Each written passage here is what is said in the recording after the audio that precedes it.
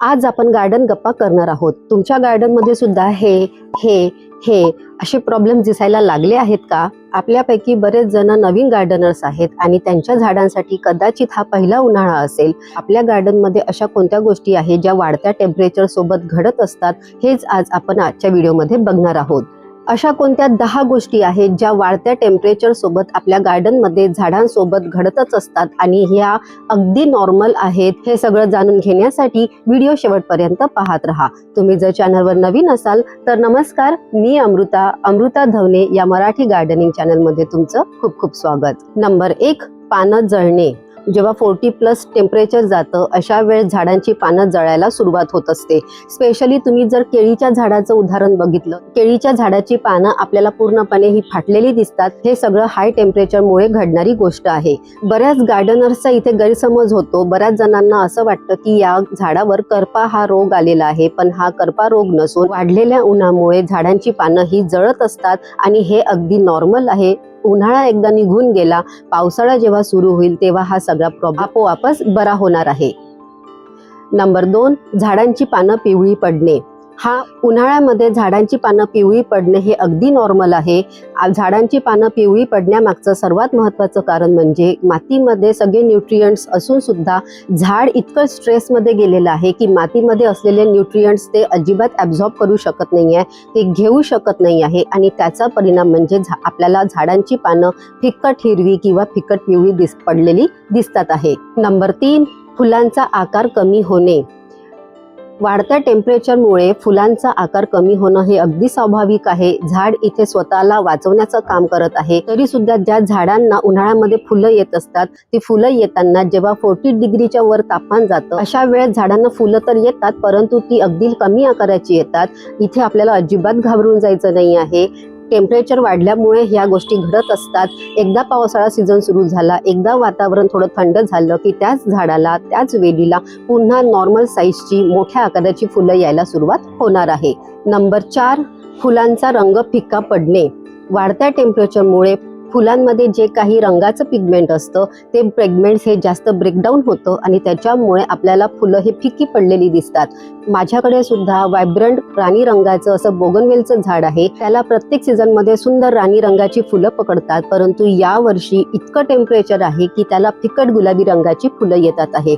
तुमच्याकडे तशी जास्वंदाची फुलं किंवा गुलाबाची फुलं असतील जी सुंदर, आधी त्यांचा रंग सुंदर गडद रंग असेल, पण आता मात्र त्या झाडांना फिक्या रंगाची फुलं येतात आहे। तर हे उन्हाळ्यामध्ये झाडांसोबत घडणारी नॉर्मल गोष्ट आहे। ह्यासाठी आपल्याला अजिबात घाबरून जाण्याची गरज नाही। नंबर 5, बिया न उगवणे।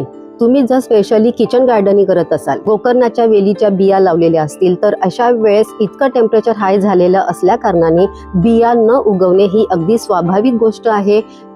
किचन गार्डनिंग मधला दुसरा महत्त्वाचा मुद्दा म्हणजे नंबर 6, उत्पादन कमी होणे। झाडांना, वेलींना कितीही फुलं येत असली तरी सुद्धा वाढत्या टेम्परेचरमुळे पॉलिनेटर्स आपल्या गार्डनमध्ये येणं हे खूप कमी होऊन जातं।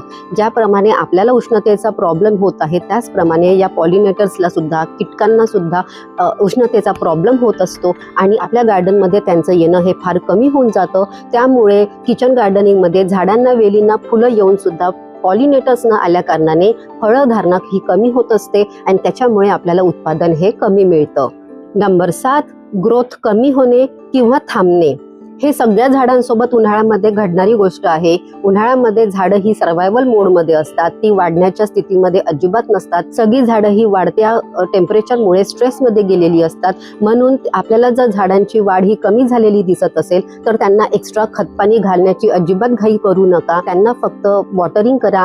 शक्य असेल, तुम्ही जर विदर्भासारख्या ठिकाणी राहत असाल जिथे 46-47 डिग्री हे आरामात पोहोचतं, आता नवतपा हा सीझन सुरू होत आहे, अशा वेळेस जर तुम्हाला झाडांना 2दा पाणी द्यावं लागत असेल तर 2दा पाणी द्या। सकाळी झाडांची सुंदर व्यवस्थित आंघोळ घाला, म्हणजे आपली झाडं हे पूर्ण उन्हाळाभर तग धरून व्यवस्थित राहतील।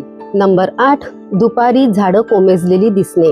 आपण बऱ्याचदा गार्डन मध्ये गेल्यानंतर हे नोटीस करत असतो की सकाळच्या वेळेला हे झाड फ्रेश होतं, परंतु जशी दुपार व्हायला सुरुवात झाली, टेम्परेचर वाढायला सुरुवात झाली, अशा वेळेस हे झाड पूर्णपणे आपल्याला कोमजलेलं दिसतं.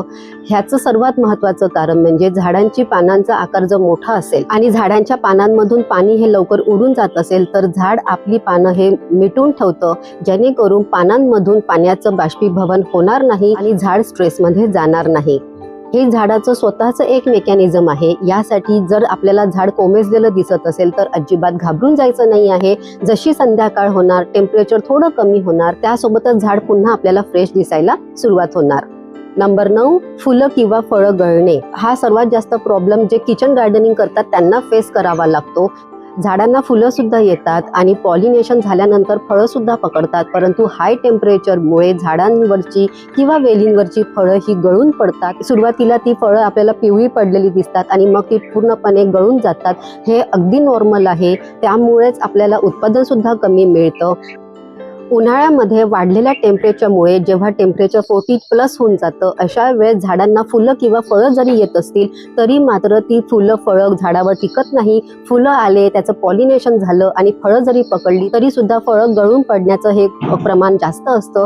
सुरुवातीला ते फळ आपल्याला लागलेले दिसतं, मग ते पिवळं पडतं आणि मग त्याच्यासोबतच काही दिवसानंतर जर टेम्परेचर जास्त वाढलं तर मात्र ते फळ सुद्धा गळून जातं. ही अगदी नॉर्मल गोष्ट आहे. यासाठी आपल्याला अजिबात घाबरून जायचं नाहीये. नंबर 10, नर्सरीमधून आणलेली झाडं शॉकमध्ये जाणे. जेव्हा नर्सरीमधून आपण झाडं विकत आणतो अशा वेळेस ती झाडं आपल्या घरी आणल्यानंतर शॉकमध्ये गेलेली दिसतात. याचं सर्वात महत्त्वाचं कारण म्हणजे ते आपल्या गार्डनमध्ये सेट झालेलं नाहीये. नर्सरीमधून आणलेलं झाड लगेच लावण्याची घाई अजिबात करू नका. त्या झाडाला पहिले आपल्या इतर झाडांसोबत त्याला राहू द्या.